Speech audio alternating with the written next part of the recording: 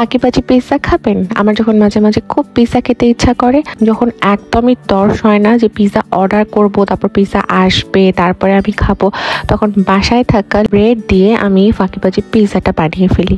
তো এই ফাঁকিবাজি পিৎজা বানানোর জন্য আমি 2টো ডিম নিয়ে নিয়েছিলাম আর ব্রেডগুলোকে এভাবে ছোট ছোট পিস করে নিয়ে নিয়েছিলাম। একটা ডিম আমি ফেটিয়ে ওখানে একটু লবণ আর ব্ল্যাক পেপার দিয়ে ব্রেডের টুকরোগুলো একটু অল্প করে ভিজিয়ে নিয়েছি। এরপরে প্যানে একটু বাটার দিয়ে ব্রেডের টুকরোগুলো পিৎজার মতো করে রাউন্ড শেপে পুরো প্যানের মধ্যে ছড়িয়ে দিয়েছি।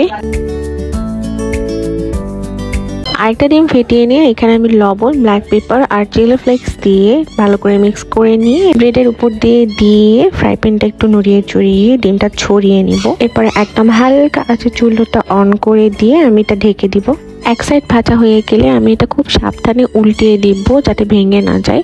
উল্টে দেওয়ার পর এখানে আমি টমেটো কেচাপ দিয়ে দিচ্ছি। এরপরে দিয়ে দিচ্ছি একটু মায়োনেজ।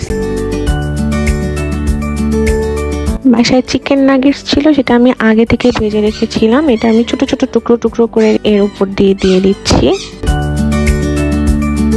এরপর দিয়ে দিচ্ছি ক্যাপসিকাম, অল্প কপিস টমেটো দিয়ে দিয়েছিলাম। এই হচ্ছে আমার ফাঁকিবাজি পিৎজা টোটাল লুকটা। বাই দ্য ওয়ে, এই মুহূর্তে কিন্তু চুলাটা আমার অফ করা আছে। আর সবশেষে দিয়ে দিচ্ছি মোজারেলা চিজ।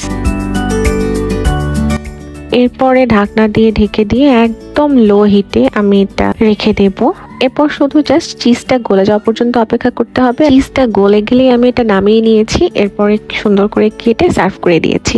অবশ্যই এটা পিৎজা না, বাট ইট টেস্টস ইয়াম্মি।